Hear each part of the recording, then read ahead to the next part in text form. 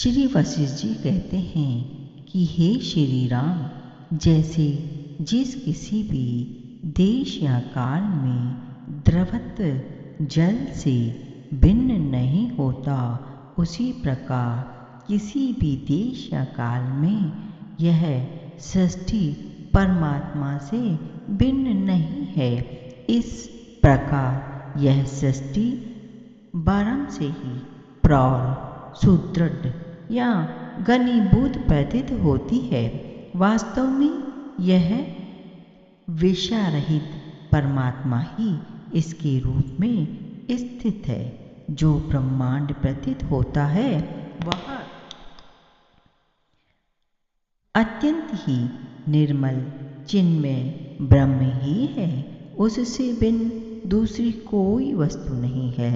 इसी तरह यह दृश्य जगत जो आत्मा में सर्वथा कल्पित परम रूप है, शांत, आधार रहित, आदि, शून्य, अद्वैत तथा एकत्व के व्यवहार से भी शून्य ब्रह्म रूपी ही है।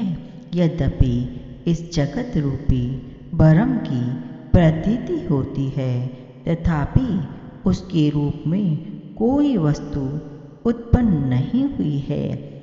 चारों ओर से शून्य जो निर्मल चेतन आकाश ब्रह्म प्रतिष्ठित है, वही सदा सर्वत्र अपने स्वरूप से वही स्थित है। उसमें न संपूर्ण संसार है, न उसका कोई आधार है, न आदेय है, न दृश्य है, न उसमें दृष्टापन है, न ब्रह्मांड है, न ब्रह्मा है, और न कहीं कोई वितंडावादी ही है, न जगत है, न पृथ्वी है। यह संपूर्ण दृश्य शांत स्वरूप निर्मल ब्रह्म ही है। इस प्रकार पर ब्रह्म परमात्मा ही अपने में अपने से विकास को प्राप्त होता है।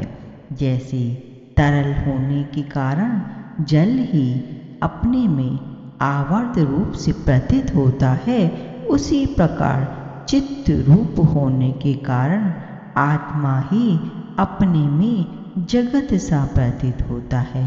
जगत इससे कोई भिन्न पदार्थ नहीं है। असत होता हुआ ही यह प्रतीति का विषय होता है और यहाँ सत्य सा अनुभव में आता है।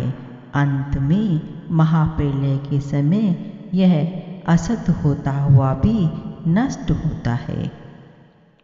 जैसे स्वप्न में जो अपना मरण दिखाई देता है, वह जागृत काल में असत ही सिद्ध होता है। उसी प्रकार अज्ञान अवस्था में प्रतीत होने वाला यह दृश्य प्रपंच ज्ञान होने पर असत ही सिद्ध होता है, अथवा प्रलय काल में जो इसका संहार होता है, वह स्वप्नावस्था में प्रतीत होने वाले अपने ही मरण के समान मिथ्या है, अथवा ब्रह्म का अपना ही स्वरूप होने के कारण यह दृश्य प्रपंच सन्मात्र, अनामय, अखंडित, परिपूर्ण, अनादि, अनंत तथा चेतन आकाश रूप ब्रह्म ही है।